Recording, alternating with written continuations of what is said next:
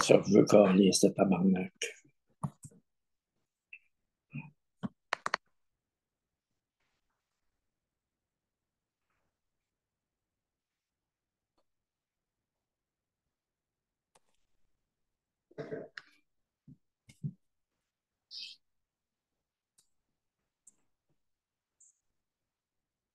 La caméra, le son est là.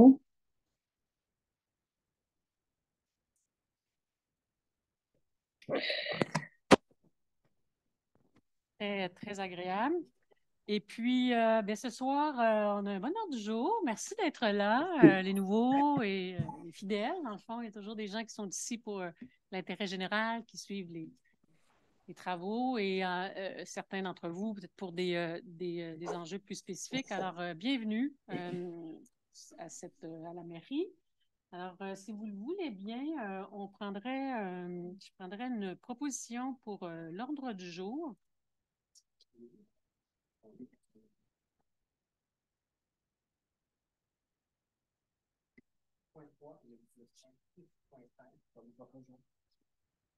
Merci. Alors, je reprends. Bonjour. Je vais présenter l'ordre du jour avec le retrait de 2 points, le 6.3 et le 6.5 qu'on reporte à une réunion ultérieure. Voilà. Alors, cet ordre du jour modifié vous convient à tout le monde? S'il n'y a pas de signe, on va de l'avant avec le prochain point. Alors, l'approbation du procès verbal, oui. Alors, est-ce qu'il y a une personne d'entre vous qui en fait la proposition? Oui, je propose d'approuver le procès verbal de la séance ordinaire du 5 septembre. Merci, M. Bousquet. Alors, on a le dépôt de documents. C'est toujours un point statutaire, formel. Alors, Mme la greffière, on vous écoute. En fait, il y a la situation budgétaire cumulative au 30 septembre 2023, la liste des comptes à payer en date du 30 septembre 2023 et les dépenses des fonctionnaires ou employés conformément au règlement numéro 947 de septembre 2023. Merci. Alors, on a toujours 2 périodes de parole réservées au public, donc en début de séance, pour ceux et celles peut-être qui sont ici là, pour la première fois dans les habitudes. Donc, là, nous sommes rendus donc à la période de parole réservée au public, qui sont des questions plus larges, des enjeux, bien sûr, d'intérêt public, mais donc préoccupations, commentaires, questions. Et à la fin de l'ordre du jour, on a une autre période qui est vraiment plus réservée aux points qui ont été discutés pendant la soirée. Y a-t-il quelque chose? C'est souvent des questions de clarification, des explications sur des décisions qu'on a prises parce que vous le voyez, on se voit, on prépare l'Assemblée, on ne lit pas tout, donc on choisit d'y aller rondement, mais ça n'empêche pas que lorsqu'il y a des questions, c'est très important que vous soyez à l'aise de nous les poser. Alors, on va y aller avec la première période de questions. Donc, oui, on va commencer je vais y aller systématiquement par la gauche pour vous inviter à venir à l'avant et à vous présenter. Alors, à vous. Oui. Bonsoir tout le monde. Mon nom est Gilles Pouliat. Je demeure dans le quartier de M. Brisson. OK. Moi, j'aimerais savoir si la municipalité prévoit, comme la ville de Sherbrooke a fait dans les dernières années, pour faire profiter d'une subvention de ceux qui ont des bornes électriques à faire poser dans leur maison. Sherbrooke, c'était Hydro-Sherbrooke. Vous allez me dire, c'est pas Hydro-Québec. Je suis d'accord avec vous. Mais juste savoir si on pourrait avoir des communications avec Hydro-Québec, si on ne pourra pas avoir des subventions comme la ville de Sherbrooke a eu. C'est un point. Par Hydro-Québec. OK. Par Hydro-Québec. Ouais, peut-être qu'il y a une question, il y a des personnes autour de moi là, qui connaissent la réponse si Hydro-Québec donne des subventions, mais les municipalités, il y a des villes qui donnent des subventions directement aux citoyens. Ce n'est pas notre orientation. Ce n'est pas quelque chose qu'on a choisi de faire, mais est-ce que Hydro-Québec donne des subventions? Bonne question. Je ne connais pas la réponse. Moi non plus, là, mais je demandais peut-être que la municipalité pourrait faire quelque chose aussi. Demander. Monsieur Lauzon demande la parole. Il y a 600 $ de subvention du gouvernement du Québec pour une borne de niveau 2 que vous installez chez vous pour une automobile. Ah oui. Mais il faut que je m'informe parce qu'on m'a dit qu'il n'y en avait pas. Vous me dites c'est Hydro? C'est le gouvernement du Québec. Là. Gouvernement Je du pense Québec. que c'est roulé vite. Il y a un programme. Là, ce bout-là, je peux OK. pas placer, là, mais je vous dis qu'il y en a parce que plusieurs en ont. On va vérifier. Non, je suis au courant de ça qu'il y en a plusieurs, mais il me semblait que ça avait été comme... Ah, en tout cas, il y a une Arrêtez. piste, mais pour nous, Oui. donc, il y a de l'aide pour les gens qui veulent s'installer avec les autos électriques. On va voir avec Convient, ça. M. Pouliot? Oui. Oui. Je vous remercie. Bon magasinage. Merci. Ah, c'est long, c'est long, c'est long. Faut être Oui, ça patient. prend du temps. Merci. Donc, de ce côté-ci, oui. Ah, bonjour. Bonjour, Madame la mairesse. Ben oui. Conseillère, conseiller. Je vais avoir deux questions. Je vais me présenter avant. Yves Lausière, je suis un résident d'Orford. Je suis administrateur à l'Association de protection du lac. Je suis aussi secrétaire du comité Marais. Oui. Je ne sais pas si c'est juste moi, le même sens. 1, 2, 3, 4. Dans la salle, vous n'entendez pas, c'est juste. Il n'y a pas de piton. Le microphone, il est Non. pour les gens dans la salle, pour les gens qui sont en ligne. Ah, OK. Mais quand vous parlez aussi, on ne vous entend pas bien. Non? Il faudra approcher les micros peut-être. Oui, merci. Je vais parler plus fort. Parfait. C'est une bonne idée. Bon. Alors, je continue. Je disais que j'étais aussi secrétaire du comité Marais de l'association. D'ailleurs, je suis accompagné par la présidente, Mme Gabrielle. Je suis biologiste de formation. Je suis un ex-enseignant à la maîtrise en environnement à l'université. Bien que je sois résident d'Orford, je suis un non-riverain, donc c'est le lac qui m'intéresse. Je suis préoccupé par la sauvegarde de... Vous savez que vous avez un joyau collectif extraordinaire. D'ailleurs, je fais des inventaires d'oiseaux pour le compte d'une grande entreprise universitaire là, en Amérique du Nord. Alors, c'est un marais qui est déjà bien connu. Alors, j'ai deux questions.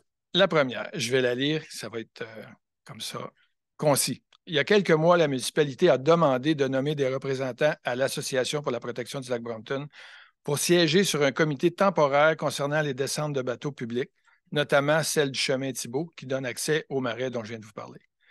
Or, récemment, à la suite du dernier conseil, du dernier comité consultatif de protection des lacs, le président de l'association, M. Nadeau, a appris que les points concernant ce sujet avaient été remis et la procédure à venir à ce sujet n'était pas claire. Dans la foulée de la protection du lac et de son marais, comme bien présenté d'ailleurs dans votre mémoire pour le BAP sur l'agrandissement du parc du Mont-Orford, l'Association de protection du lac Brompton s'inquiète que les 50 000 prévus au budget pour les descentes ne soient transférés à d'autres besoins municipaux. Ma question, est-ce que le Conseil peut nous assurer que tout cet argent déjà mis de côté sera bel et bien conservé dans le prochain budget 2024-2025 aux fins de l'amélioration des 2 descentes à bateaux publics de la municipalité et notamment pour des modifications à apporter à la descente du chemin Thibault qui fera en sorte de mieux protéger le marais? Ma deuxième question. Comme les médias le couvrent régulièrement, les associations de protection des lacs investissent beaucoup d'argent et de temps bénévolement dans la lutte aux espèces exotiques envahissantes. Je peux vous le dire, je suis un bénévole. Notamment dans notre municipalité par le bâchage, l'arrachage, la sensibilisation et l'éducation du public. Sans parler au nom d'autres associations qui sont aussi concernées, j'ai la question suivante. En vue des préparatifs du prochain budget, est-ce que vous pouvez nous assurer que les subventions concernant la lutte aux espèces envahissantes exotiques, notamment le myriophile haipi, seront reconduites? Je vous remercie de l'attention que vous portez à nos préoccupations d'améliorer la santé et les qualités fauniques et floristiques du lac Brompton et de son marais. Merci, M.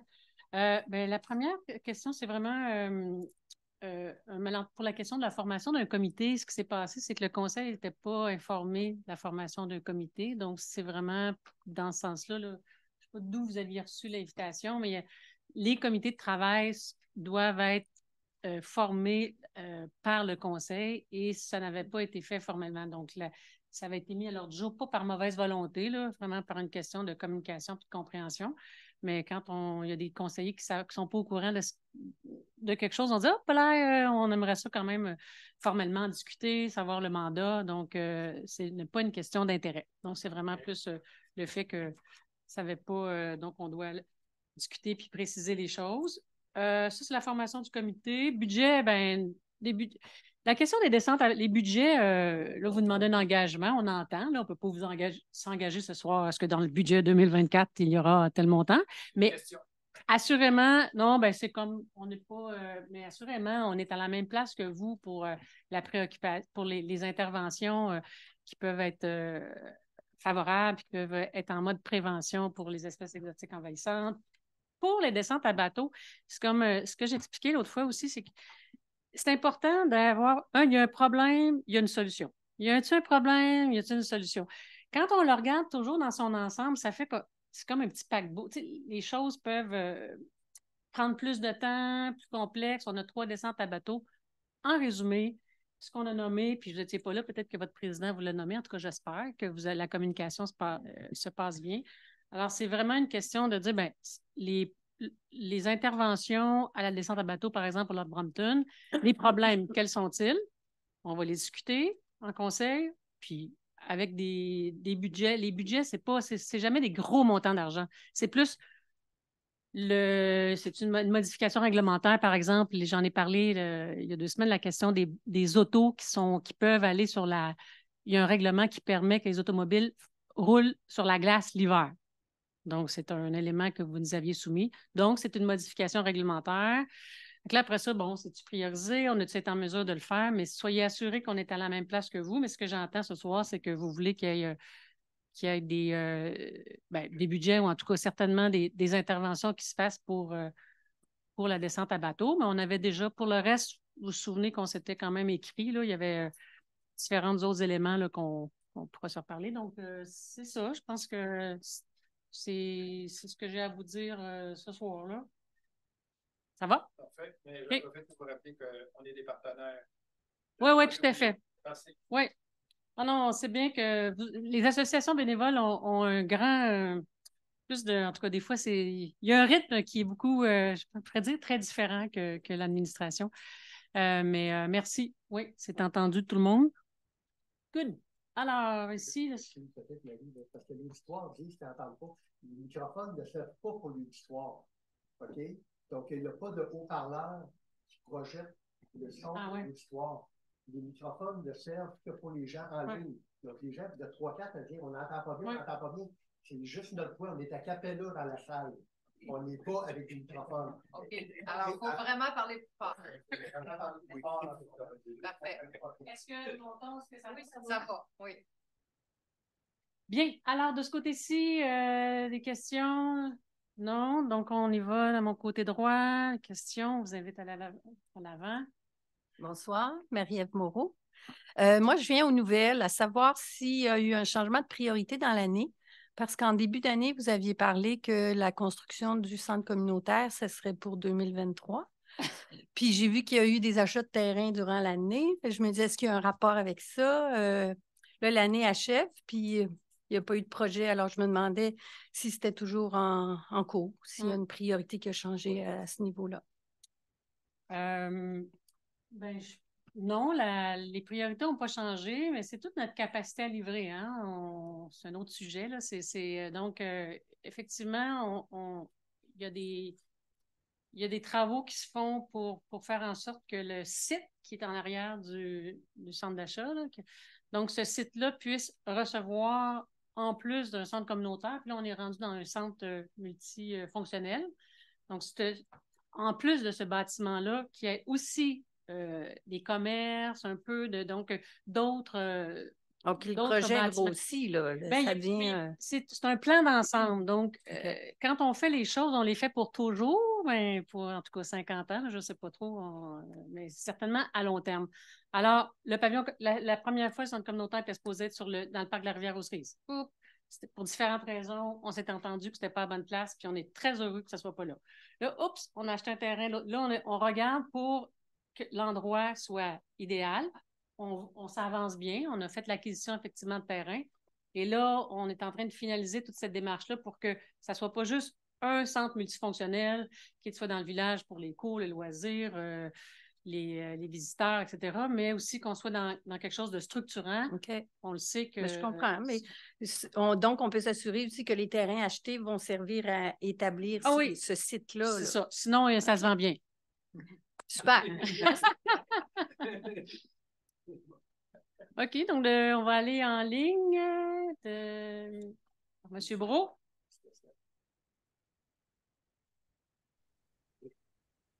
Bonsoir, M. Beau. Bonsoir, m'entendez-vous bien? Oui. Excellent. Je voulais simplement rappeler l'importance de la lutte contre le myriophile haïti puis les autres espèces envahissantes et rappeler les besoins importants des associations de lacs. J'ai entendu tantôt M. Lausière qui, parmi plusieurs sujets, a abordé cet enjeu. J'aimerais simplement ce soir vous encourager, comme en tant que conseil, à continuer de voter des budgets nécessaires pour que nous puissions continuer nos projets de lutte à nos espèces envahissantes. Merci. C'est bon.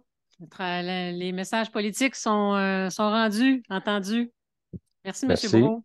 Bonne soirée. Effectivement, on rentre dans les travaux de réflexion du budget. Davantage probablement être en continuité, si on veut arriver à atteindre nos objectifs. Alors, si ça vous convient, il n'y a pas d'autres questions, commentaires de façon générale, on irait de l'avant avec le 2.3. Donc, j'invite Mme Javla à nous présenter la prochaine proposition. Oui, merci beaucoup. Donc, c'est concernant l'absence justifiée de la conseillère Roxane Ouellet, qui est du district numéro 5.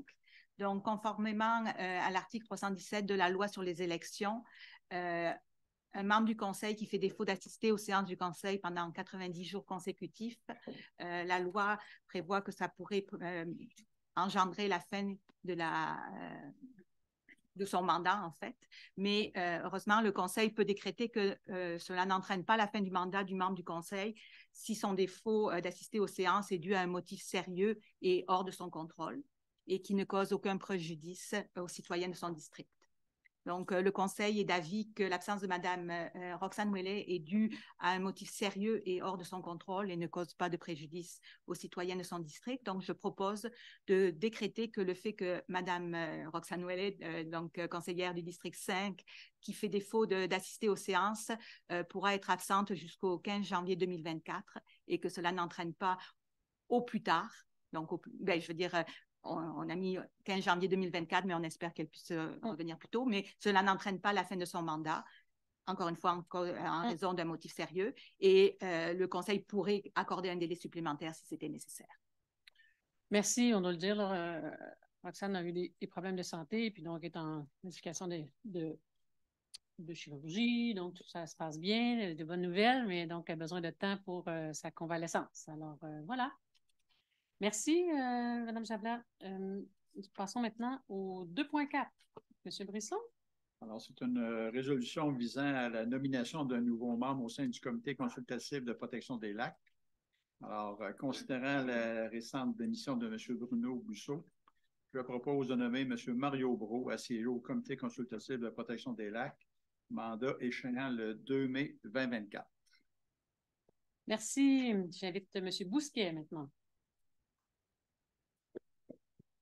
Oui, bonsoir. Le point 2.5, approbation des prévisions budgétaires pour l'année 2024 de la Régie intermunicipale de gestion des déchets solides de la région de Quaticook. Considérant que la municipalité est membre de la Régie intermunicipale de la gestion des déchets solides de Quaticook, considérant aussi que le conseil d'administration de la Régie a adopté le budget de 2024 au montant de 3 244 190, ainsi que les tarifs applicables pour 2024, considérant que la municipalité et membres sont invités à adopter une résolution pour la dite prévision et les tarifs pour l'année 2024, comme le prévoit le Code municipal du Québec, je propose que la municipalité approuve les prévisions budgétaires ainsi que la tarification pour l'année 2024 soumise par la Régie intermunicipale de gestion des déchets solides de Quaticook. À titre d'information pour vous autres, les déchets solides en 2023, c'est à 86 piastres et 10 la tonne. En 2024, on passait à 94 $ la tonne. Au niveau du compostage, c'était à 68,25 la tonne, ça va passer à 72 $ la tonne. Pour ce qui est des bouts de fosse septiques, il était à 23,10 la tonne, va monter à 25 la tonne. Merci. Monsieur Bousquet, une petite question piège, c'est quoi le pourcentage d'augmentation? 9,2 pour ce qui est des déchets, 5,5 pour ce qui est du compost et 8,2 pour ce qui est des boues. Excellent. Merci beaucoup. Ça complète l'information. Merci, M. Bousquet, qui est membre du conseil d'administration qui nous représente. Alors, j'invite maintenant Mme Blais pour le prochain point. Oui, le prochain point, okay. C'est une lettre d'entente avec le syndicat des employés, section locale 800. Les parties, la municipalité et le syndicat ont signé une convention collective en avril 2022. Et cette convention-là régit les heures de travail des employés sur une base régulière. L'agent de développement municipal a demandé de modifier son horaire de travail régulier. Et cette demande est pour une période temporaire, soit jusqu'à son départ. Donc, je propose de ratifier la signature par la mairesse et le directeur général de la lettre d'entente qui est intervenue entre la municipalité et l'Union des employés de service, jointe à la présente résolution, comme si ou l'on reproduit. Merci. Donc, Corinne, qui est l'horticultrice de la municipalité depuis plusieurs années. Donc, elle a eu un contrat d'enseignement. Alors, elle termine l'année avec la municipalité à temps partiel et entame sa autre carrière comme enseignante à Magog en horticulture. Alors, passons à 2.7. Donc, j'invite M. Lauzon. La parole. Oui, bonjour. Alors, il s'agit d'autoriser M. André Touchette, qui réside sur le chemin Brompton, je pense que c'est au 1074, si ma mémoire est bonne, à faire passer sa canalisation pour rejoindre son champ de polissage sur une partie du chemin du lac Brompton. Alors, il y a donc besoin d'une autorisation que la Ville donne une servitude pour pouvoir connecter son champ de polissage. Alors, considérant que que la municipalité est d'accord à accorder cette servitude, considérant que la municipalité considère comme important de permettre cette connexion, je propose d'autoriser la mairesse ou en son absence, la mairesse suppléante et la greffière à signer l'acte de servitude réelle et perpétuelle sur une partie de son lot, tel qu'indiqué au plan et description technique préparé par M. Charles Labrie, arpenteur géomètre. Voilà. Merci. Passons à 2.8. M. Brisson, pour la parole. Alors, c'est une résolution visant à donner mandat à la firme Raymond Chabot Grant Thornton pour l'évaluation du maintien de l'équité salariale pour la période du 13 février 2019 au 13 février 2024. Alors, considérant que la municipalité doit procéder à l'évaluation du maintien de l'équité salariale à tous les 5 ans, considérant que la municipalité désire s'engager à compléter ses obligations en regard de la loi, et considérant l'offre de service déposée par la firme Raymond Chabot Grant Thornton en date du 28 septembre 2023, je propose de mandater la firme Raymond Chabot Grant Thornton afin de procéder à l'évaluation du maintien de l'équité salariale de la municipalité pour la période de février 2019 à février 2024, en respect des obligations de la loi sur l'équité salariale et ses modifications. À cette fin, le Conseil autorise une dépense maximale de 9 428 $, toutes taxes incluses, montant fusé à même le fonds général. Merci, M. Brisson. Alors, ça vous convient, nous passerions à 2.9 avec Mme Blais. Oui, bien sûr. Les points suivants, 2.9 et 2.10, concernent les deux le même objet, soit l'acquisition d'une partie de l'eau qui est adjacente à la rue des Jets Bleus, parce que la municipalité désire aménager une parcelle sur cette parcelle de terrain, un fossé de drainage et un sentier qui permet une circulation piétonne entre la rue des Jets Bleus et la rue des Mésanges. Donc, pour la première résolution, la municipalité désire acquérir une partie du lot 3 961 340 d'une superficie de 611 mètres carrés, ce qu'on voit sur l'image, tel qu'il est décrit à l'annexe 1, et qu'elle a signé une promesse d'achat avec Mme Nicole Fizette et M. Pierre-Albert Cazat en date du 26 septembre 2023. Donc, il est dans l'intérêt de la municipalité d'acquérir cette partie de l'eau. Je propose que la municipalité acquiert de Mme Nicole Fizette et M. Pierre-Albert Cazat cette partie de l'eau d'une superficie de 611 mètres carrés, selon la promesse d'achat qui a été déjà signée. À cette fin, le Conseil autorise une dépense de 7 000 $ non taxables qui est puisée à même le fonds de parc, terrain de jeu et d'espace naturel. Les frais occasionnés par cet acte-là sont à la charge de l'acheteur, soit de la municipalité. Et je propose de mandater la firme Gérin Pomerleau Crépeau pour rédiger et publier l'acte de transfert de propriété pour un montant estimé à 1 200 $. Ce montant-là est puisé dans même le fonds général. D'autoriser la mairesse ou la mairesse suppléante et la greffière à signer cet acte. Pour la seconde résolution, je peux continuer. Tout à fait, bonne idée. La seconde résolution, c'est un peu au même effet, mais cette fois, c'est un lot qui a 1127 mètres carrés, fait partie du lot 4 310 885. Et la municipalité a signé une promesse d'achat avec M. Joseph Boisvert, également le 26 septembre 2023, pour les fins que j'ai mentionnées précédemment. Il est donc dans l'intérêt de la municipalité d'acquérir cette partie de lot. Je propose que la municipalité acquiert de M. Joseph Boisvert une partie du lot 4 310 885, ayant une superficie de 1127 mètres carrés. À cette fin, le Conseil autorise une dépense de 13 000 $ non taxables, puisée à même le fonds de parc, terrain de jeu et d'espace naturel. Les frais sont une fois encore à la charge de la municipalité de mandater la même firme de notaire, Gérin Pomerleau Crépeau, afin de rédiger et publier l'acte de transfert de propriété pour un montant de 1 200 $, puisé à même le fonds général, d'autoriser la mairesse suppléante et la greffière à signer l'acte de transfert. Merci. Et j'en profite pour souligner l'excellent travail de notre directeur général, Bernard Lambert, dans ces dossiers comme dans d'autres. Franchement, c'est très apprécié et ça nous permet de faire des pas vers l'atteinte de dans la réalisation des projets. Merci, Bernard. Alors, passons à 2.11 avec la conseillère Martine Javelin. Oui, merci beaucoup. Donc, étant donné que la municipalité du canton d'Orfeude est membre de l'organisme Conseil Sport Loisirs de l'Estrie et que l'organisme Orfeude 3.0 demande un soutien d'accompagnement de cet organisme. Je rappelle que l'organisme Orfeude 3.0 est un organisme sans but lucratif de la municipalité du canton d'Orfeude et veut se faire accompagner donc par le Conseil Centre Sport Loisirs de l'Estrie. Donc, je propose que la municipalité donne son accord afin que l'organisme Orfeude 3.0 puisse bénéficier des avantages de membres et de faire parvenir cette résolution au Conseil. Excellente. Alors, les points administratifs sont complétés. Donc, on a toujours l'approbation des comptes à payer du mois, les comptes du mois. Alors, une résolution à cet effet. Donc, M. Bousquet, on vous écoute. Oui, merci.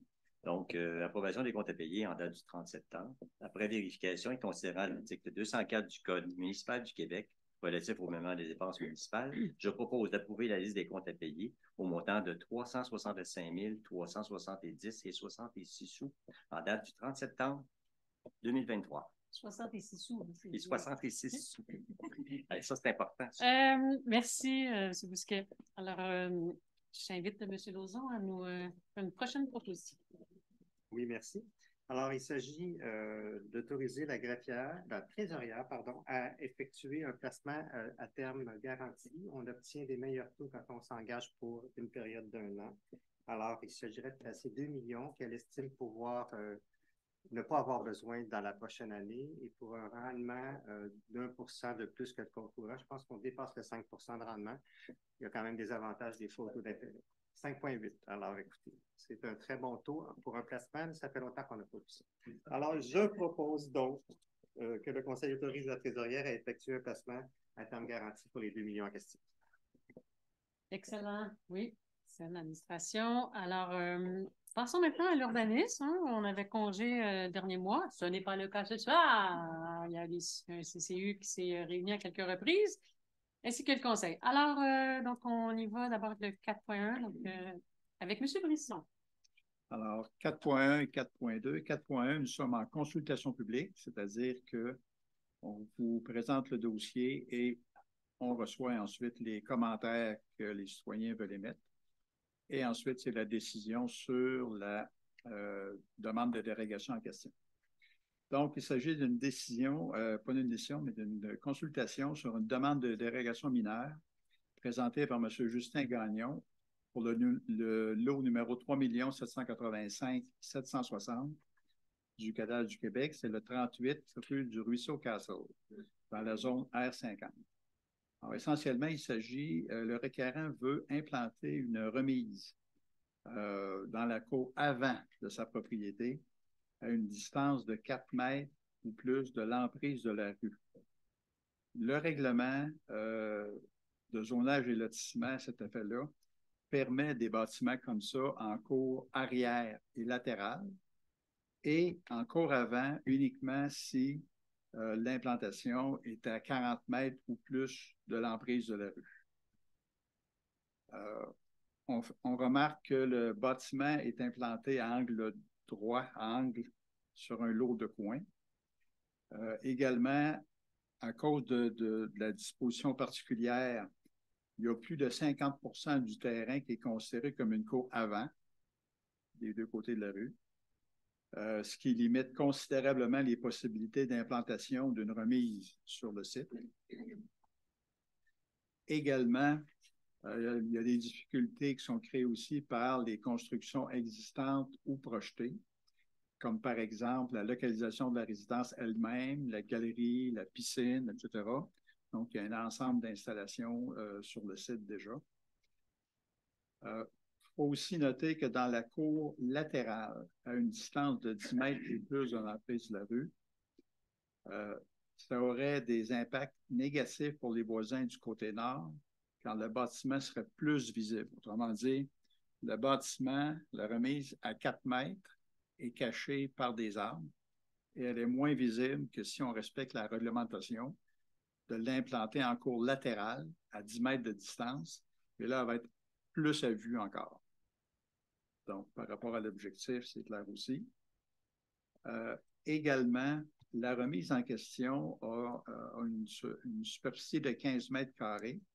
Si au lieu d'une remise, c'est un garage que les requérants voulaient implanter en cour avant, ils seraient en mesure de le faire conformément au règlement pour une superficie beaucoup plus grande que 15 mètres carrés s'il s'agissait d'un garage. Il y a des lettres qui ont été transmises aux propriétaires voisins et on a reçu seulement un commentaire écrit qui était favorable à l'octroi de la dérogation. Alors, le CCE et le Conseil ont étudié le dossier et évidemment, le CCE également recommande au Conseil d'accepter la présente demande de dérogation mineure. Alors, nous sommes en consultation. La parole est à vous.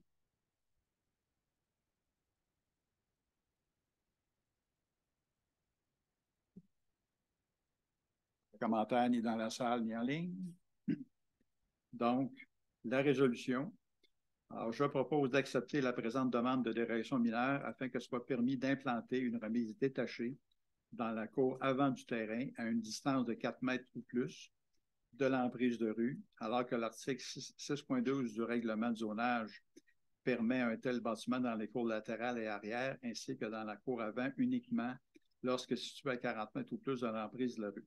Le tout conditionnellement au maintien d'un écran végétal composé d'arbres entre le bâtiment accessoire et la rue du Ruisseau Castle, pour la propriété située au 38 Ruisseau Castle.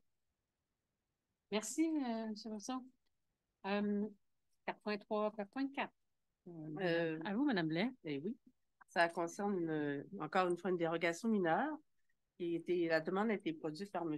Hugues Maltais. Et la demande vise la construction d'un garage détaché dans la cour avant de la propriété qui est située au 26 chemin dépôt. Excusez-moi. C'est le chemin du dépôt. Non, tout à fait. Considérant que 2 éléments sont demandés dans cette dérogation mineure-là. Le premier élément, c'est de construire un garage d'une superficie de 71,5 mètres carrés à une distance d'1 mètre et plus de l'emprise de rue, alors qu'un bâtiment accessoire d'une telle superficie devrait être conçu à une distance minimum de 10 mètres de l'emprise de rue. On peut voir sur le plan à quel endroit se situerait le garage en question et sa dimension. Également, le deuxième élément de la dérogation mineure, c'est d'avoir une hauteur non pas de 6 mètres maximum pour le garage, mais de 6,3 mètres. Comme je disais, le projet prévoit la construction d'un garage de 24 par 32 dans la cour avant, à une distance de 1 mètre de l'emprise de rue. Le terrain en question, comme on peut voir, c'est un terrain qui a une bonne superficie de 4 716 mètres carrés. qui offre la possibilité d'implanter un garage à d'autres endroits sur le terrain. La topographie du terrain est de faible à moyenne en grande partie du terrain. Donc, il est possible d'implanter le garage à d'autres endroits. Finalement, au niveau réglementaire, si le garage était plus petit, soit 65 mètres carrés, il pourrait être implanté sans dérogation mineure à 4 mètres de l'emprise de rue. Donc, nous sommes en consultation publique. Est-ce qu'il y a des commentaires ou des gens qui veulent poser des questions relativement à cette demande-là? Tout va bien? Donc, le CCU et le Conseil estiment que le requérant n'a pas su démontrer en quoi il subit un préjudice sérieux par l'application de la réglementation, étant donné qu'il peut faire autre chose. Le CCU ont étudié la demande en fonction justement des critères applicables et la recommandation du CCU est d'accepter uniquement la partie de la demande qui concerne la hauteur du garage projeté, mais de refuser en ce qui concerne la situation ou l'emplacement du garage à 1 mètre de l'emprise de rue. C'est pourquoi je propose d'accepter en partie la demande de dérogation mineure concernant la hauteur du garage, que ce soit permis de 6,3 mètres au lieu de 6 mètres, de refuser en partie la présente demande de dérogation mineure, soit la partie de la demande qui vise la construction d'un garage d'une superficie de 71,5 mètres carrés à une distance d'1 mètre de l'emprise de rue, alors que le règlement exige une distance de 10 mètres. Pour le 26, chemin de dépôt, de faire parvenir la résolution de M. Hugues Maltais. Merci, Mme Blais. Présentation. Donc, nous allons avec la prochaine demande de dérogation qui est M. Lauzon nous en faire part. Oui, c'est pour vous dire qu'on n'a pas étudié d'urbanisme dans les 2 derniers conseils, alors on a quand même une certaine reprise à faire. Alors, il s'agit encore d'une dérogation mineure présentée sur le lot 6 500 086, adjacent à la rue du Colvert. Il s'agit essentiellement que le service d'urbanisme souhaite régulariser une ligne avant du lot, c'est le numéro que je vous ai nommé, là, 6 500 086, pour que la ligne avant minimale du terrain soit réduite à 16,5 mètres, alors que le règlement de zonage exige une largeur minimale de 20,4 mètres. C'est essentiellement dû à la configuration du terrain, à des opérations cadastrales antérieures qui font qu'on n'a pas vraiment le choix et qu'on pense que la rue du Colvert ne sera jamais développée plus loin, ce qui va empêcher d'abattre des arbres et de garder finalement l'approche la plus écologique possible pour ça. Alors, considérant qu'un projet de prolongement de la rue du Colvert visant à créer un des lots conformes nécessiterait des travaux de déboisement considérables et possiblement une prolongation des réseaux souterrains, considérant que le CCU et le Conseil considèrent que la dérogation est mineure, alors le CCU, après analyse, recommande au Conseil d'accepter la présente demande de dérogation mineure. Alors, comme les dossiers précédents, on est en consultation publique. Si des gens veulent s'exprimer avant que le Conseil prenne une décision sur ce dossier, on vous écoute. On n'entend pas ce qu'on va. Alors, écoutez, j'espère que les explications étaient claires. Je propose donc d'accepter la présente demande de dérogation mineure afin que la largeur minimale de la ligne avant soit réduite à 16,5 mètres, alors que le règlement de zonage prévoit 20,4 mètres. Merci, M. Voilà. Lauzon. Nous sommes au 4.7. Donc, il y a une intervention de la greffière à ce sujet au niveau de la demande. Dans les faits, il s'agit de la consultation publique à l'égard d'une demande de dérogation mineure présentée par M. Denis Bienvenu pour le lot numéro 3 576 636, situé au 12 chemin du Plateau. Dans les faits, le CCU n'a pu se prononcer à l'égard de cette demande de dérogation mineure parce qu'il manquait des documents. Alors, la présente consultation publique va être reportée à une séance ultérieure ainsi que la décision concernant cette dérogation mineure. Bon, ben écoute, ça va. Donc, le comité consultatif d'urbanisme, c'est dans les prochains ordres du jour. Allons avec le... Donc, ça traitait aussi le 4.8. Ça nous amène à 4.9, M. Bousquet? Oui, voici. C'est encore une fois, c'est une demande de dérogation Décoration de Noël, oui, oui, à peu près ça. de dérogations mineures visant à promouvoir la construction de bâtiments principaux d'une hauteur inférieure à la norme minimale, soit qui est de 6 mètres, mais dans ce cas-ci, il y a une demande pour aller à 4 mètres, donc inférieure à la hauteur telle que la réglementation le prévoit.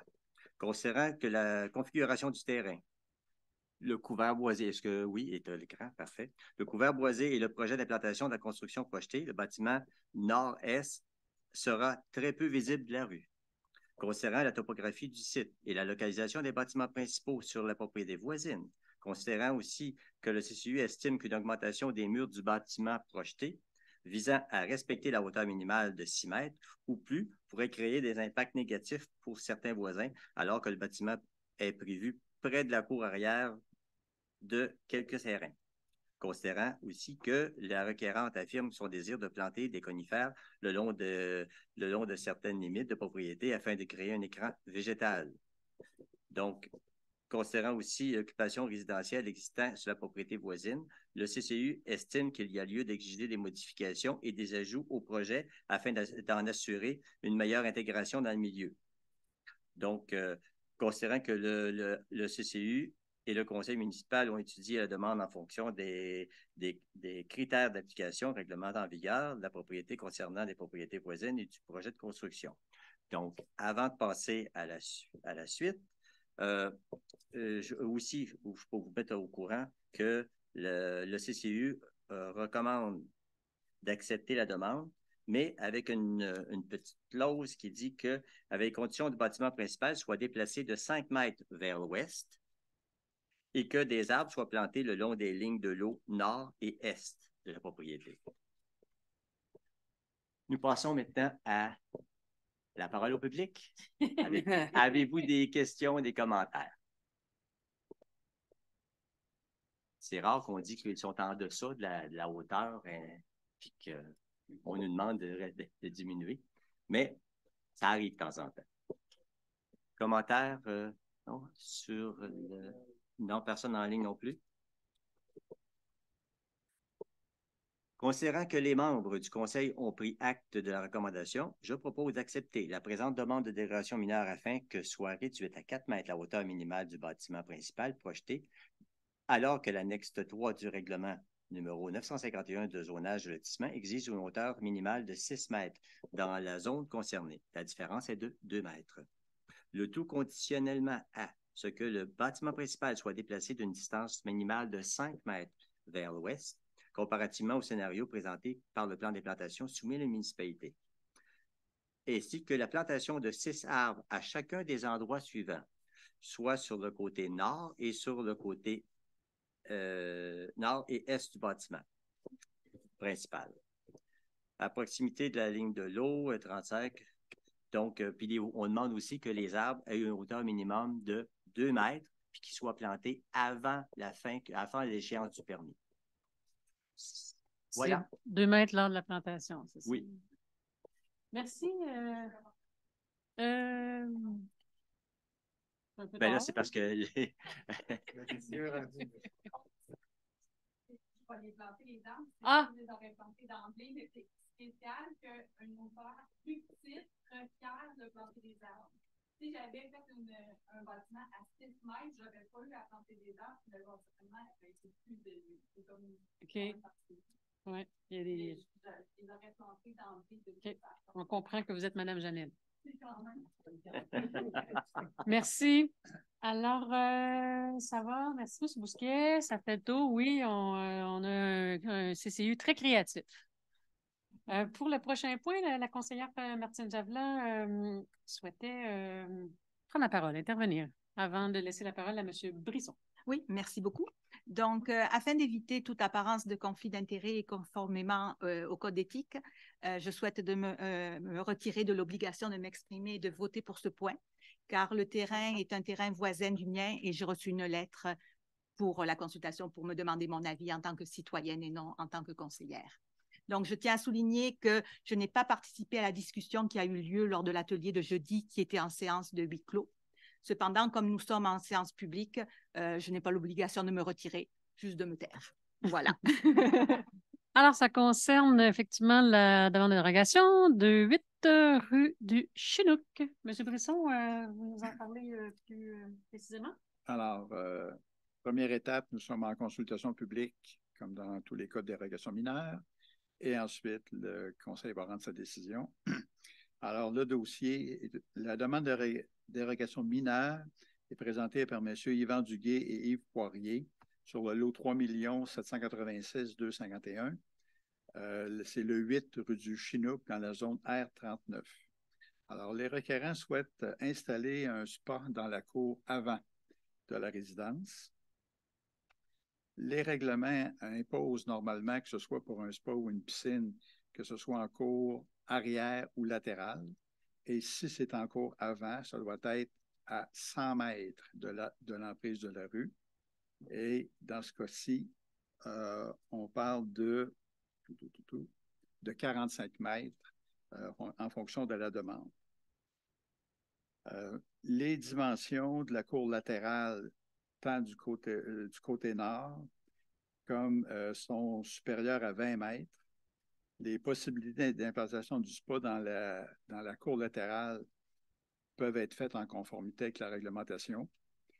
La partie avant du lot est un secteur très, très boisé et les requérants souhaitent pouvoir installer le spa à cet endroit pour une raison d'intimité.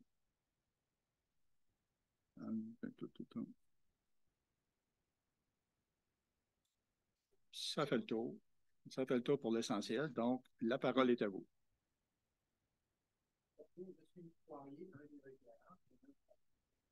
Vous auriez, s'il vous plaît, remettre le plan. Comme on vous indique, effectivement, moi, j'habite sur 8 rue du Chinook. Je suis aussi enclavé par une rue de l'autre côté qui est la rue du Montagnac. Donc, ma maison un peu éperchée et donne vue sur Montagnac. J'ai mon Chinook considéré avant, mais c'est vraiment toute la partie air naturel, forêt, où ce que M. Brisson dit bien que j'ai 45 mètres. L'objectif d'installer un spa, c'est vraiment d'installer un spa dans l'endroit le plus intime possible. Alors, la partie avant, qui est cachée vraiment par cette aire naturelle-là de 45 mètres, c'est vraiment une partie très intime où de la rue Chinook, on ne voit absolument pas la maison, pratiquement pas. Et en plus, l'endroit où on veut le mettre, où il y a le cercle rouge, c'est en plus entre la maison et l'autre partie qu'on voit, c'est un garage. Donc, on est vraiment le plus caché possible.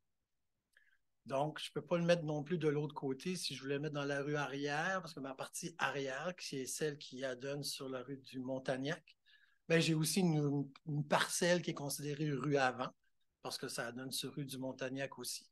Donc, de ce côté-là, j'ai une rue avant, une rue arrière et la maison. Donc, je ne respecte pas non plus la réglementation du 100 mètres. La partie où j'aurais la possibilité, comme M. Brisson dit, c'est latéral. Latéral du côté nord, où ce que le pointeur monte présentement, c'est vraiment une partie qui est toute dégagée. Je suis un peu surélevé et j'adonne vraiment une vue très directe sur mon voisin, où ce que là, on le voit le lot un peu plus haut, 37,86, voilà. Donc, j'ai une vue directe sur sa piscine, sa terrasse et sa balançoire et tout ça, parce que je suis vraiment en montée, avec une descente en gazon de ce côté-là. Mon autre latéral, qui est complètement en bas au sud, ben là, j'ai mon fil électrique qui passe au-dessus, donc je ne peux pas installer un spa au-dessus d'un fil électrique. J'ai aussi des arbres qui sont là, que je ne veux pas couper pour pouvoir installer un spa. Fait que je ne veux pas le faire. Donc, mon objectif premier, c'est toujours de me l'installer dans un endroit le plus intime possible, qui est la partie qui est vraiment la plus intime, la plus près de la maison possible, pour le déranger le moins possible mes voisins. Puis en parlant de voisins, ben, j'ai fait le tour de mes 6 voisins en tant que tels pour savoir leur opinion. Et ils sont tous d'accord. Ils n'ont aucun voisin qui est contre. J'ai un voisin, je crois, qui m'a dit, il m'a confirmé qu'il avait envoyé un courriel à la municipalité disant qu'il était en accord. Et j'ai eu l'accord verbal de tous les autres. Quelques-uns m'ont dit qu'ils enverraient un courriel. Je ne sais pas s'ils l'ont envoyé. Mais ils sont tous d'accord. Ils ne voient aucune objection à ce que j'ai le spa installé en cours avant. Parce que pour eux autres, ça ne crée absolument aucun préjudice, point de vue ou quoi que ce soit. Donc, c'est mes arguments, je crois, d'avoir pas mal tout passé, mes arguments pour justifier l'installation du spa en cours avant. Merci. Voilà. Merci. Oui. Question? Peut-être, est-ce que je pourrais apporter une petite précision? Pour ce qui est de... Avec le plan, ça serait peut-être plus facile. Pour ce qui est de la rue du Montagnac, la partie cour avant, si ma mémoire est bonne, peut-être ma personne pourra me corriger si je fais défaut, mais la partie qui est cour avant, c'est uniquement une longueur de 10 mètres entre le lot, la rue du Montagnac, le début, et en allant vers la maison, c'est une portion de 10 mètres, 10 mètres uniquement, qui est considérée comme cour avant.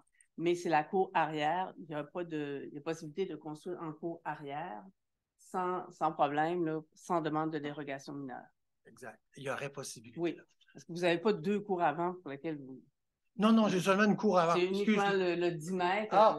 Sur la j'ai rue une du cour avant de ce Montagnac. Pour côté-là. le reste, c'est de la cour arrière. Vous pouvez avoir une... OK. Ben, oui. le 10 mètres, vous ne considérez pas ça comme une cour avant? Ben, le 10 mètres, vous ne pouvez pas construire entre la rue du Montagnac et 10 mètres de la ligne de l'eau, mais le reste de la superficie, entre le point de 10 mètres et votre maison, c'est la cour arrière. Voilà. C'est ce que je voulais préciser.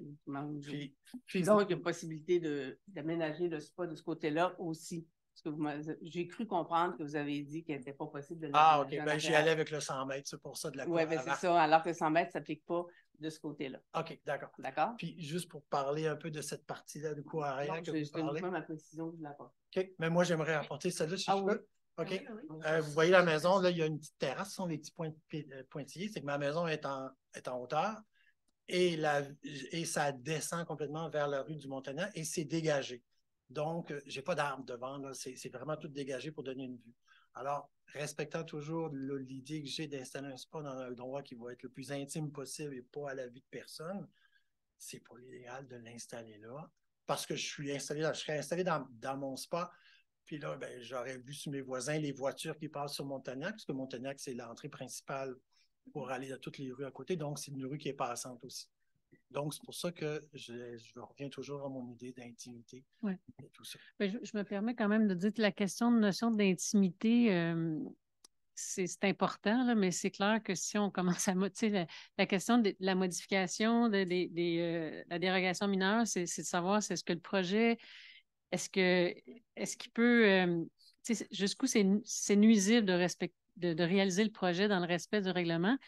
La notion d'intimité, c'est parce que c'est comme d'entamer un début de dérogation sur la notion d'intimité dans l'ensemble des dossiers.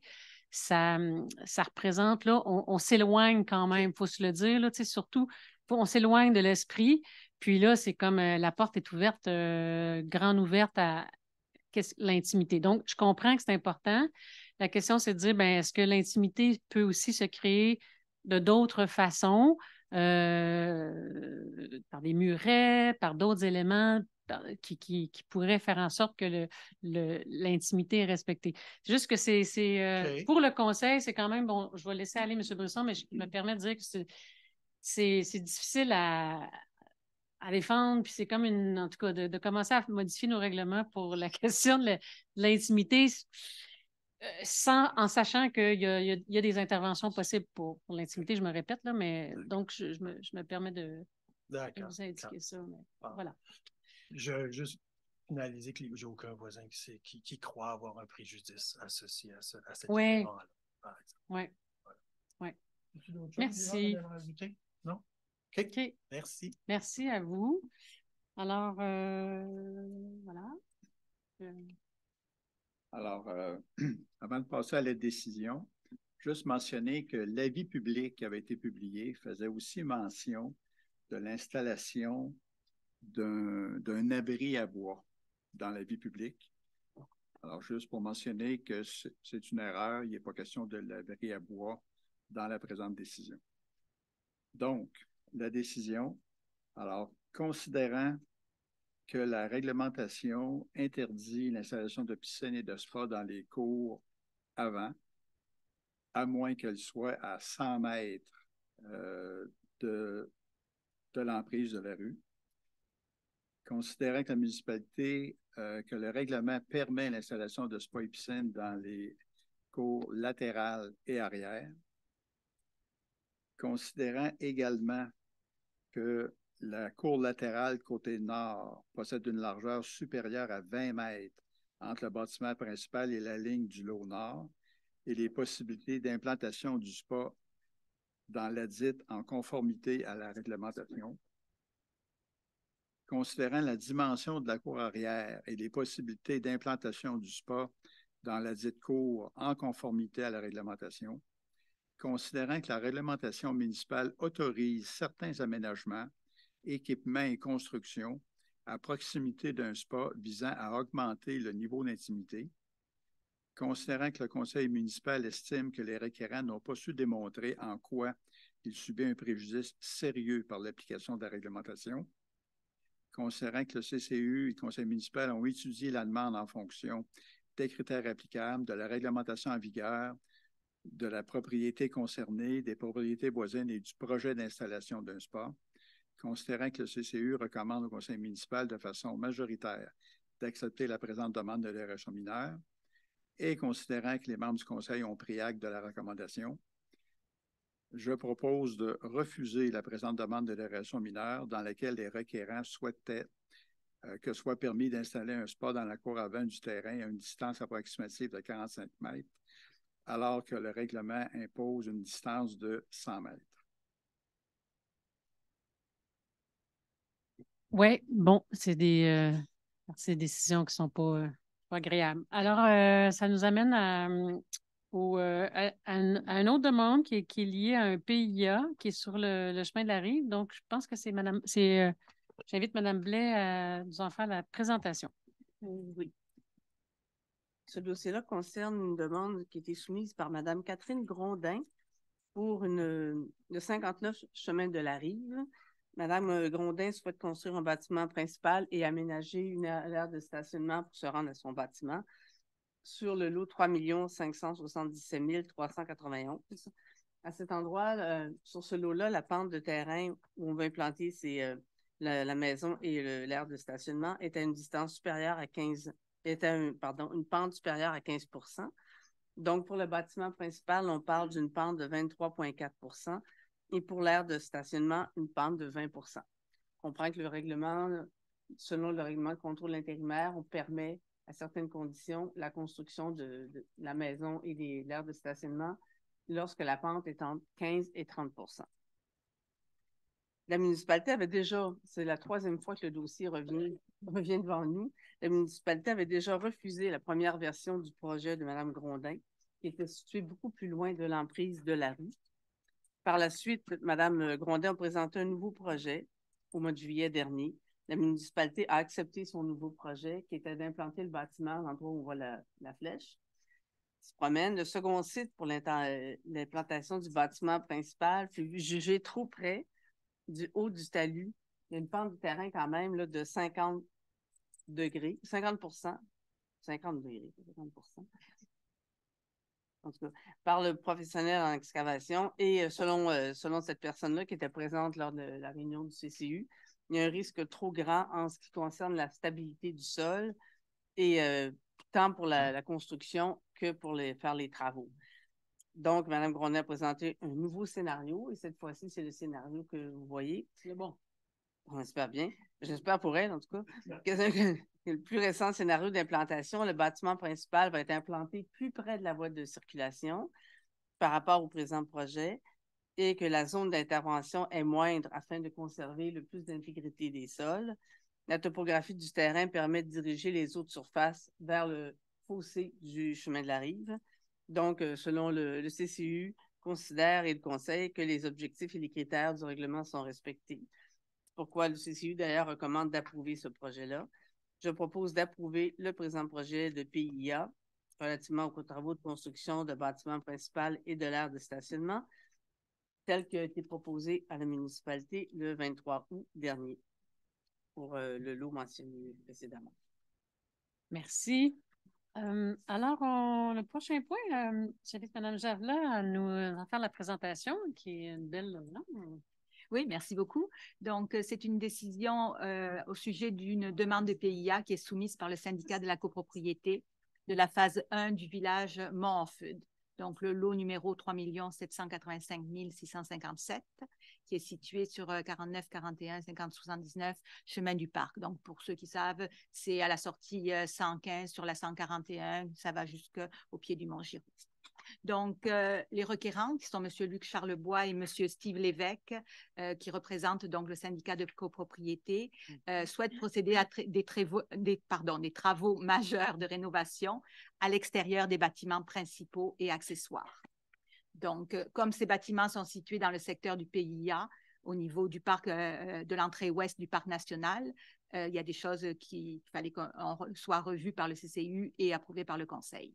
Donc, les grandes lignes du projet, c'est de changer le revêtement extérieur, changer les portes et fenêtres. Je vais dans les grandes lignes, sans les détails de couleurs, etc., ainsi que le matériau de revêtement extérieur sur la toiture du bâtiment. Des travaux majeurs. Donc, ils ont expliqué au CCU leur intention avec les plans, etc. Donc, le PIA vise à s'assurer que l'architecture des bâtiments représente un apport positif à l'environnement et au paysage, vu où il est situé, que les bâtiments doivent bien s'intégrer dans le milieu et que la valeur du paysage du Mont Feud reste intacte et que donc le projet s'inscrit naturellement et soit beau, soit un wow quand on va rentrer par cette partie-là. Donc, le projet étant un projet majeur, se divise en 3 phases qui seront réalisées sur 3 ans. Donc, de 2023, je pense qu'ils attendent de notre accord, jusqu'en 2025, donc en plusieurs phases donc sur ce projet-là. Donc, tout a été réfléchi en fonction de l'aspect esthétique, de la durée, etc. Et le CCU et le conseil municipal estiment que les objectifs du règlement de PIA sont respectés. Le CCU a recommandé au conseil municipal d'approuver le présent projet de PIA. Nous avons pris, les membres du conseil, nous avons pris acte de la recommandation. Donc, je propose d'approuver le présent projet de PIA qui est relatif à ces travaux de rénovation à l'extérieur des bâtiments principaux et accessoires. Et pour référence, c'est l'option B dans les plans qui avaient été soumis à la municipalité le 5 septembre. Le tout sur la propriété que j'ai déjà décrite et de faire parvenir la présente résolution à M. Luc Charlebois, qui est le président du syndicat de copropriété. Merci, Mme Javelin. Les gens qui sont pas venus à faire depuis longtemps vont passer. Ça fait partie de l'histoire, hein, dans la facture et les couleurs du temps. Donc, une amélioration. Merci aux membres du CCU et puis Javelin pour ces travaux et aux copropriétaires. Bons travaux. Ça nous amène au dernier point de l'urbanisme qui concerne la contribution des fins de parc. Alors, c'est M. Lauzon qui a l'honneur. Eh oui, j'ai cet honneur. Il s'agit essentiellement, comme tout projet de construction, de parler des contributions aux fins de parc, terrain et espaces naturels, auxquels peuvent s'ajouter 15 quand on est dans le secteur central à titre d'espace vert. Dans ce cas-ci, on a 3 dossiers. Il s'agit donc, je vous rappelle que fonds de parc et terrain de jeu, le taux de contribution de 10 de la valeur du terrain, qui peut être pris en terrain ou en argent, selon le choix du conseil. Et la superficie additionnelle, si on est en zone désignée pour le quartier central, c'est un ajout de 15 à la surface et là, c'est nécessairement en terrain et non pas en argent. Donc, dans tous les cas, je vais résumer ça simple. On ne vendra pas de terrain. On a évalué que c'était l'argent compte tenu de l'intérêt du terrain pour l'avoir en terrain plutôt qu'en argent. Donc, je nomme rapidement les projets. Il y a ces 3 constructions. Donc, M. Frédéric Tremblay sur le chemin des Osmoses au 45. Alors, dans tous les cas, d'ailleurs, je vais répéter la même chose, le 10 a déjà été payé au moment du lotissement à 50 À l'époque, c'était 5 donc ce 5 %-là, étant payé, ne sera pas demandé une deuxième fois. Donc, on complète le 10 par une contribution de 5 qui représente, dans le cas de M. Tremblay, 11 745 et 50 sous. Le projet suivant, il s'agit de Mme Laurie Saint-Onge au 2 chemin Archambault. Alors, comme il n'y a pas de terrain cédé, la valeur demandée est de 3 064,95 $, toujours pour un 5 additionnel pour combler le 10 prévu au règlement. Et le troisième dossier, M. Olivier Belfort, Flex Entrepôt Incorporé, c'est situé sur la route 220 au 5960. Oui. Alors, encore là, pas de terrain, mais une somme de 3 509 $ et 75 sous demandés, toujours pour compléter le 10 %. Voilà. Merci. Alors, on a 4 résolutions à prendre, décisions concernant les mandats ou les contrats, ce qu'on appelle en environnement, au sens large. Donc, M. Brisson, à vous la parole pour le premier contrat. Alors, au sujet 5.1, il s'agit d'un mandat de service professionnel pour une étude sur un cours d'eau de la rue Fleur-de-Mai. Alors, considérant que la municipalité désire recourir à des services de consultation afin d'étudier une problématique en lien avec la quantité et la qualité de l'eau d'un cours d'eau empruntant les infrastructures municipales sur la rue Fleur-de-Mai et se jetant ultimement dans le lac à la truite, considérant qu'une demande de prix de gré à gré pour la présentation d'une offre de service professionnel a été faite auprès de 3 firmes, EXP a répondu pour un montant de 19 845, Aviso Expert Conseil 18 373 et WSP à 21 897. Considérant que la firme Aviso Expert Conseil est le plus bas soumissionnaire conforme, je propose de mandater la firme Aviso Expert Conseil pour services professionnels en regard d'une étude d'un cours d'eau sur la rue de la Fleur-de-Mai pour un montant de 18 373 $, toutes taxes incluses, le tout tel que la soumission déposée en date du 22 septembre 2023, le dit montant étant épuisé à même le surplus cumulé. Merci. À vous, M. Bousquet. Merci. 5.2, prolongement du contrat avec Beauregard Environnement Limité pour le pompage et la valorisation des boues de fosses septiques. Actuellement, on a un contrat avec cette compagnie-là qui couvre les années 22 et 23. Il y a une clause dans le contrat qui nous permet de prolonger d'1 an. On veut se bénéficier de cette clause-là. Le tout va, par contre, donner une augmentation une indexation qui est prévue au contrat de 3 %. Donc, je propose d'approuver avec la compagnie Beauregard Environnement Limité que la municipalité du canton d'Orford désire prolonger le contrat pour le pompage, le transport et la valorisation des boues de fosses septiques pour une année additionnelle, soit du 1er janvier 2024 au 30 novembre 2024. À cette fin, le Conseil autorise une dépense de 78 237,49 $, montant étant puisé à même le fonds général. À vous, Mme Blais, pour la prochaine résolution. Mais oui, c'est une autre prolongation de contrat, cette fois pour le transport et la disposition des matières résiduelles récupérées par conteneur.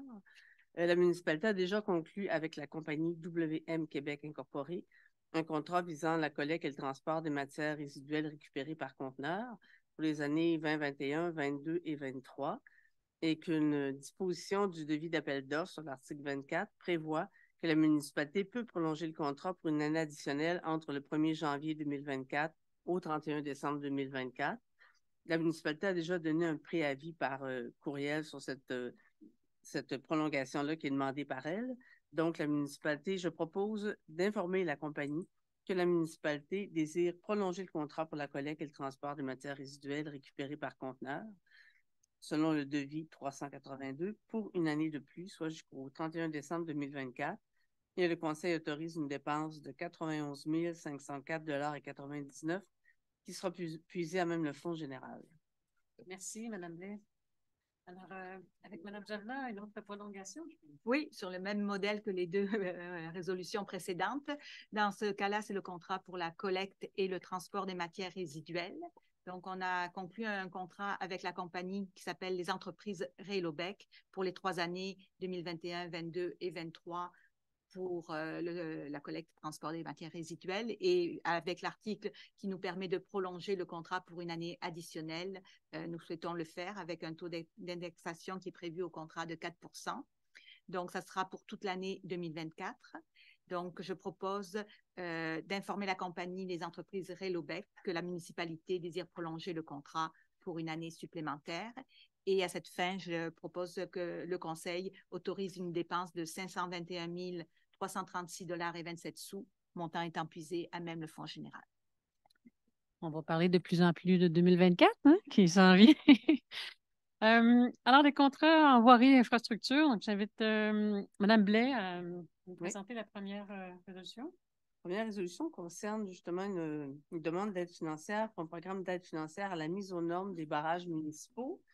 Et cette demande-là vise le barrage Lac-Écluse, qui est classé, qui appartient à la municipalité et qui est classé dans la catégorie des barrages à forte contenance selon le répertoire des barrages du ministère de l'Environnement et de la lutte contre les changements climatiques, de la faune et des parcs.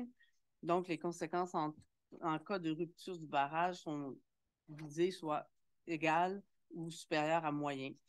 Le ministère a approuvé l'exposé des correctifs que la municipalité entend faire en vertu des dispositions de la loi sur la sécurité des barrages.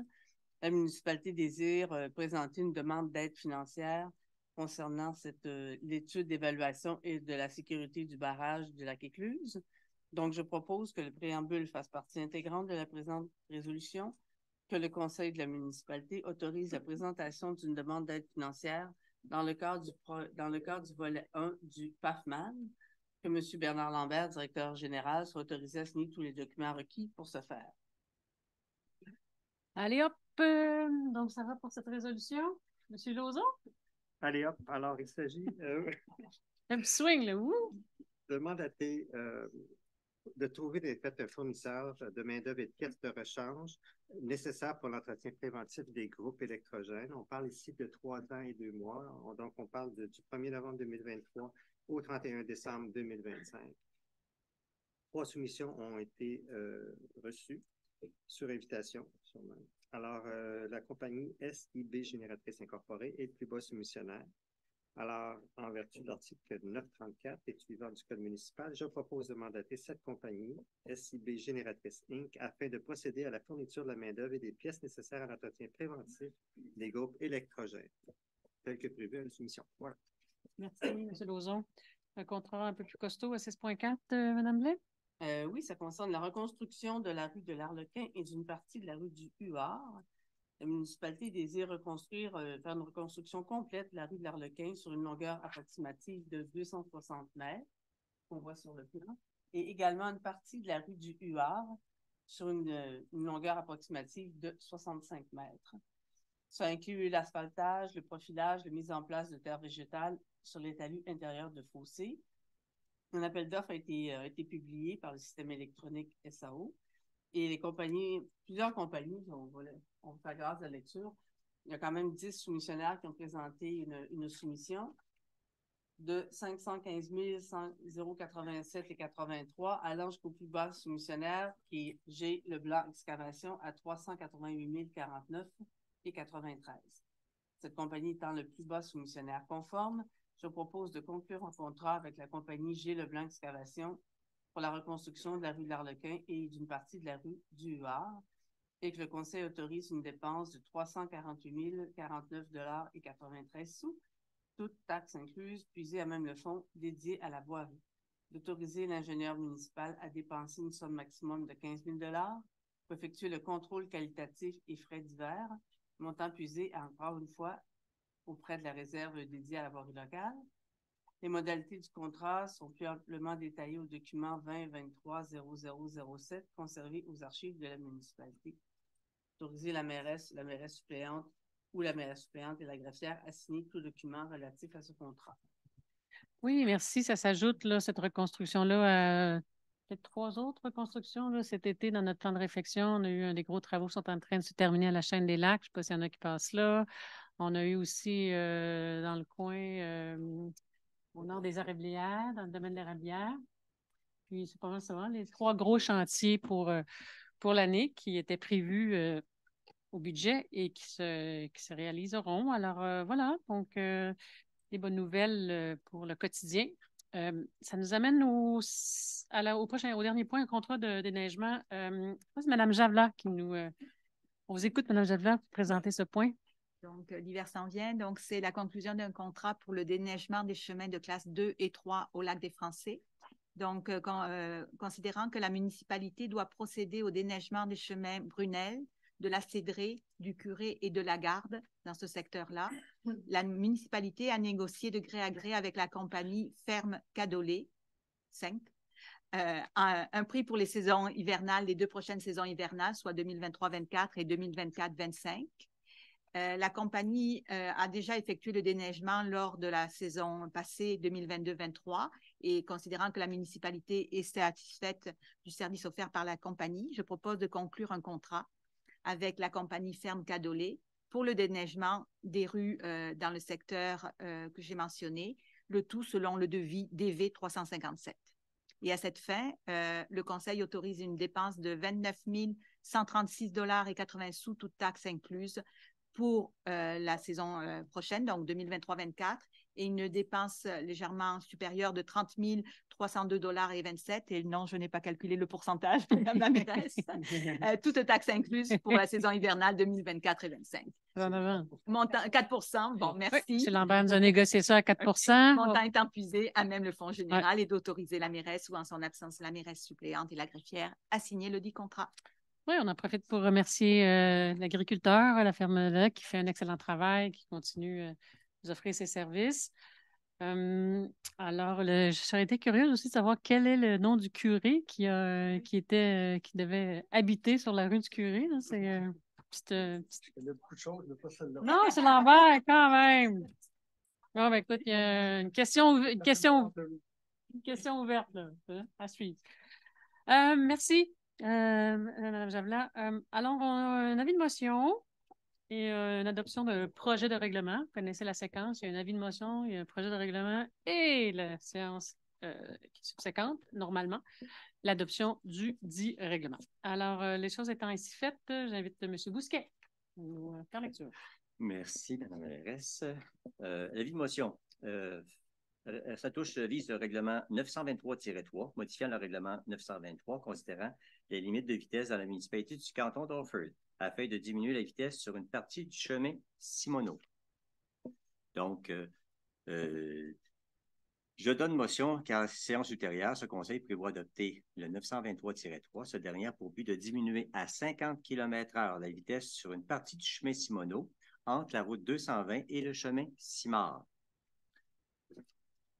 Et je passe au point 9.1. Donc, l'adoption du projet de règlement, considérant que la municipalité désire diminuer la vitesse sur le chemin Simoneau à partir de la route 220 jusqu'au chemin Simard et l'apporter à 50 km/h, considérant aussi que j'ai donné un avis de motion précédemment qui a donné lieu au dépôt du projet de règlement.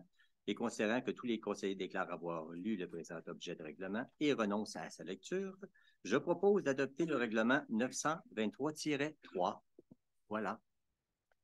Merci. Donc, ça passe de 70 km/h? De 70 à 50 km/h. Alors, je souligne aussi l'implication des citoyens sur le chemin Simoneau qui ont fait parvenir une pétition. Oui. Ils vont réduire leur vitesse. Hey! C'est beau de voir ça! Merci, M. Bousquet. C'est tout un défi quand même en ligne, mais donc on espère que ça va permettre une meilleure cohabitation. Et c'est ça, réduire les habitudes de vitesse. Bien. M. Lauzon, vous avez une proposition de règlement à nous faire. Alors, on est maintenant dans le règlement 842-2, mais essentiellement, c'est le financement. Alors, je vais respirer un peu plus fort. Il s'agit essentiellement de contribuer que la municipalité doit d'ailleurs le faire, contribuer au 911, c'est le service téléphonique d'urgence. Et il y a un règlement à adopter sur le tarif qu'on doit charger. Ce n'est pas nous qui bien fait, ça va être automatiquement sur les comptes de téléphone des gens qui ont un téléphone, quel que soit le téléphone. Ça marche par numéro de téléphone. Alors, depuis 2016, nous avions un tarif de 46 sous. Ça n'avait pas été augmenté. Nous avons aujourd'hui une proposition d'augmenter à 52 sous par mois et par numéro de téléphone les frais de service du 911. Alors, je propose donc d'adopter le règlement 842.2 qui définit qu'à l'avenir, ce sera maintenant 52 sous qui sera chargé par mois pour le service 911. Et également, on a ajouté une clause d'indexation. Ah, merci. Merci. Donc, effectivement, c'est géré par un organisme externe, Centrex, et on paye ce qu'on nous demande de payer. Donc, merci. C'est quand même Pas si mal. Ça fait le tour des décisions des résolutions que nous avions à prendre ce soir. Ça nous amène à la période de questions, donc sur les sujets qui ont été traités. Alors, on vous invite à venir à l'avant avec M. Saint-Pierre. Bonsoir, Robert Saint-Pierre. Je m'adresse à vous à titre de président de conseil, conservation à Lac-à-la-Truite, Orford. Premièrement, merci à tous les membres du conseil, Madame la mairesse, pour aller de l'avant avec le consultant pour essayer de régler le problème du ruisseau de Fleur-de-Mai. Les citoyens et les membres de notre organisme vont être très contents de voir qu'on fait un premier pas pour essayer de régler le problème de sédiments qui se déversent dans le lac. Mais une fois le rapport reçu, j'espère qu'on va le recevoir vite et puis qu'on va trouver des solutions qu'en 2024, on va être capable de régler tout ce problème-là. Mais on a un premier pas de fait, puis j'en suis très reconnaissant. Merci à tous. Oui. Berriot. Henri Berriot. Dans le projet, Mme Blais, dans le projet de réfection des rues là, que vous avez parlé, il y a un 15 000 d'alloué pour l'ingénieur de la ville pour superviser les travaux, j'imagine? Non. Ah, parce que si on a un ingénieur à la ville, il est payé par la ville? Non, on va retourner à la résolution. Le 15 000 pour effectuer le contrôle qualitatif et frais divers, qui est plusieurs même le fonds dédié, mais ce n'est pas l'ingénieur de la municipalité qui fait ces contrôles-là. Vous corrigerez, monsieur le directeur général? C'est tout à fait ça. Donc, c'est un ingénieur externe. OK. Merci. Dans le fond, pour votre information, c'est le contrôle qualitatif. Donc, c'est les frais de laboratoire qui vont venir contrôler les matériaux, contrôler la qualité et la mise en place de l'asphalte. Donc, c'est des choses, l'ingénieur municipal fait la conception, mais on ne fait pas de contrôle qualitatif. Merci. Merci. D'autres questions, commentaires dans la salle? Des soirées plus tranquilles. Moi, je voudrais simplement remercier la mairesse, les membres du conseil, M. Bousquet, pour nous avoir appuyés dans la résolution pour baisser la vitesse sur le chemin Simoneau. Fermancé. Bienvenue, M. Cyr. Merci. Bienvenue. D'autres commentaires, questions? On est bien ouvert à vos commentaires? Non, c'est pas le temps. Alors, ça fait le tour. Merci beaucoup. Donc, on va prendre une proposition pour la levée de la séance. Oui, si vous permettez. Oui. Je vais proposer de lever la séance. Parfait. Merci beaucoup à tous. Merci à tous. Bonne soirée, bon retour. On se revoit le mois prochain.